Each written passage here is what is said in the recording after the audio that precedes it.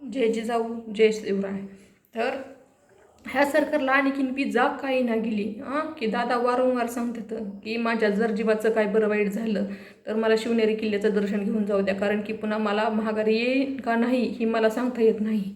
जर आमच्या मनोजदादांचं काय झालं तर आधी फडणवीस तुम्हाला तुमचा जीव गमवावा लागल आणि मग पुन्हा पुढचा काय जे असेल ती होईल. ही की वारंवार दादाची बहीण म्हणून मी आणखीन बी सांगायचा प्रयत्न करते, कारण की आमच्या दादांनी स्वतःचा परिवार सोडलाय, स्वतःच्या घरावर तुळशीपात्र ठेवलंय आणि समाजासाठी लढत्यात. असं नेतृत्व आम्हाला भेटणार नाही आणि हे नेतृत्व तुम्ही संपवायला निघालाय. लाज वाटली पाहिजे असल्या सरकारच्या जिंदगीवर अरे सरकार फक्त न्यायासाठी असते, समाजाला न्याय देण्यासाठी, हक्क देण्यासाठी. आम्ही आज तुम्हाला त्या खुर्चीवर बसवले आणि त्या खुर्चीवर बसून आमच्या भावाबंधाचा तुम्ही जीव घेताय. आज किती दिवसापासून अण्णासाहेब पाटलापासून बलिदान गेलेले आहेत, कितीतरी बांधवांनी, हजारो बांधवांनी आपले स्वतःचे बलिदान दिलेलं आहेत. मग ह्याचा विचार सरकार का करत नाही?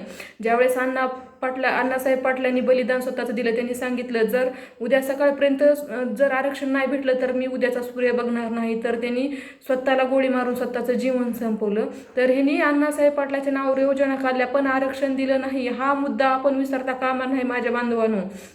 हे सरकार म्हणजे पार शरद पवारापासून ते फडणवीसपर्यंत सरकार सगळं ही दगाबाजी आहे आणि आपल्या पर्यंत फक्त दगा आणि फटका आपल्याला ह्या 40-50 वर्षापासून भेटलेला आहे. तर आता एकदम सावधगिरीनं पाऊल उचलायचं आणि एकदम सावधगिरीनं जायचं आणि हक्काचं आरक्षण घेतल्याशिवाय पुन्हा परतायचं नाही. जय जिजाऊ जय शिवराय.